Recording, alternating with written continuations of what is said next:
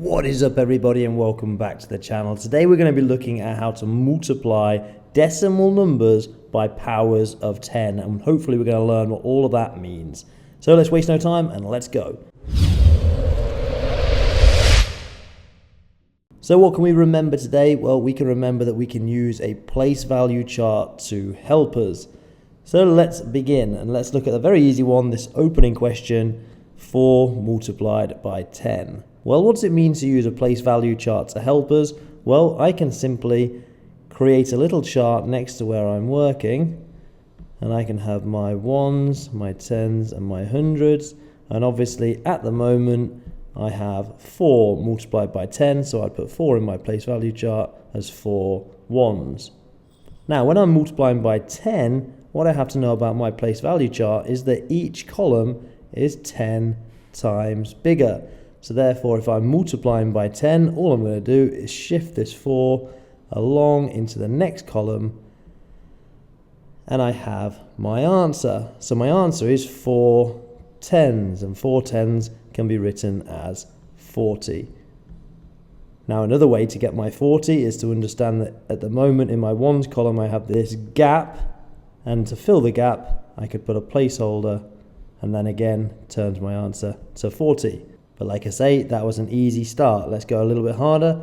Now let's look at 91.6 multiplied by 10. And as we're looking at powers, let's look at what this 10 represents. 10 could be shown as just being 10 multiplied by 1, or in other words, 10 to the power of 1. So my actual question could read 91.6 multiplied by 10 to the power of 1. But we don't often put the power of 1. We usually start with powers of 2. So again, let's put my 91.6 inside my place value chart, and I would have 9 tens, 1 1, and this time I'm going to need decimal place. So I'm going to have my tenths column and my decimal point. So my decimal point would sit down the line just like that. So 91.6 would look very much like this in my place value chart, and as I'm multiplying it by 10 to the power of 1, all I'm doing is shifting these digits one place again. So I'd have 9 in the hundreds column, 1 in the tens column, and the 6 would jump around the decimal and go into the ones column. Now if I wanted to, I could put my decimal back and my placeholder just to be sure, but my final answer either way is 916. Now we're going to turn up the heat and we're going to look at 10 to the power of 2. What does this little part mean? Now the biggest mistake that can be made at this point is if you just simply put 10 multiplied by 2 and assume that this represents 20. That would be wrong. 10 to the power of 2 means that we are having 10 multiplied by 10. I have 1 10 and I'm multiplying it by another 10. So 10 to the power of 2 means 10 times 10, and 10 times 10 is 100. So I can convert this 10 to the power of 2 into a 100. Now when I put my digits in place, it's 9.45, so I have 9 ones, 4 tenths, and I need another column for my hundredths, and I have 5 hundredths. Now I'm multiplying by 100, I have to understand that each column is worth times 10, so if this is times 10, and then 10 times another 10 would be 100. So 2 jumps is times 100. So I'm going to move my 9 1 2 places, and my 4 1 2 places, and my 5 1 2 places. And again, I could put my decimal and both placeholders in place if I wanted to, but either way, my answer is 945. Now let's look at an orange chili challenge, and let's look at 35.23 times 1,000. Well, if we're multiplying by 1,000, another way that we could write this as a power is 10 to the power of 3, because 10 times 10 times 10 equals 1,000. So this question is actually 35.23 times 10 to the power of 3. 1, 2, 3 tens. But for us, it's actually easier to look at it as 1,000.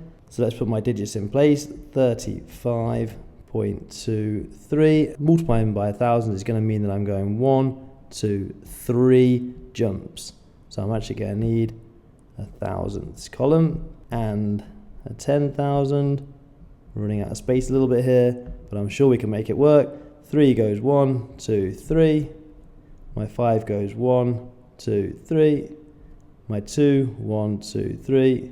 And my 3, 1, 2, 3. Now in this case I'm going to need my placeholder before the decimal, so my answer is 35,230.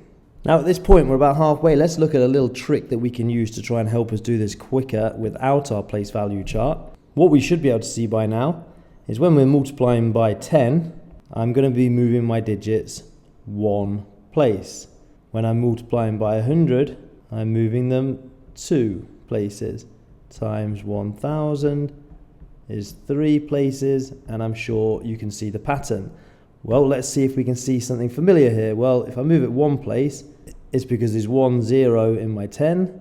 2 places, there's 2 zeros. 3 places, there's 1, 2, 3 zeros, and that pattern would continue. So if I'm multiplying by 1,000, I should automatically know that I'm moving 3 places, and therefore in my mind I can just move everything 3 places and understand that if my 3 is in the tens column right now, then it has to end up in the 10,000s. So I would have 3 10,000s. The 5 is in the ones, so that would move into the thousands, so I'd have 5,000s. 2 is in the tenths, and it would end up in the hundreds. 3 is in the hundredths and would end up in the tens, and I would need something in my ones, so I put a placeholder. And we can see we get the same answer. So let's see if we can do it a bit quicker with the rest of these challenges. And 47 times 100, well, I'm going to be adding 2 zeros essentially. So 47 times 100, or in other words, 10 to the power of 2. 47, 0, 0. I'm just borrowing them from here. So my answer is 4,700. 0.6, bit harder now. 0.6 times 1,000 is going to be moving everything 3 places. So if the 6 is in the tenths column, it's going to be going 1, 2, 3 into the hundreds column. So I have 600. Put back my 2 placeholders. My answer is 600. 9.45 times 10 to the power of 2. 10 to the power of 2 we've just established is the same as saying 100. 100 has 1, 2 zeros. 9.45, moving everything forward 2 places, is 945. Now we have our first 10 to the power of 3, but it's no harder. All it means is 10 times 10 times 10, which is 1,000. So we know this 10 to the power of 3 is 1,000. And if at the moment my 3 is in the ones column, I need to move them 1, 2, 3 places. So it's going to come 1, 2, 3 into the thousands. So I have 3 thousandths, fill everything else in. My 5 would come next. Then I have 2 gaps before my decimal, which I need to fill with placeholders. 3,500. Simple. Now it's your turn. Have a go at these 3 challenges and see if you can work out the answers to these. Put your answers in the comment section. I'm going to try and mark every single one. Press pause on the video now. Good luck. And there you have it. That is how to multiply a decimal number by a power of 10. Hopefully you understand now what a power of 10 is and how we can use the place value chart to help us. If this video has been helpful for you, head on over to themathshelter.com where you're going to find loads more of my videos to help you with everything you need to know about your year group's maths.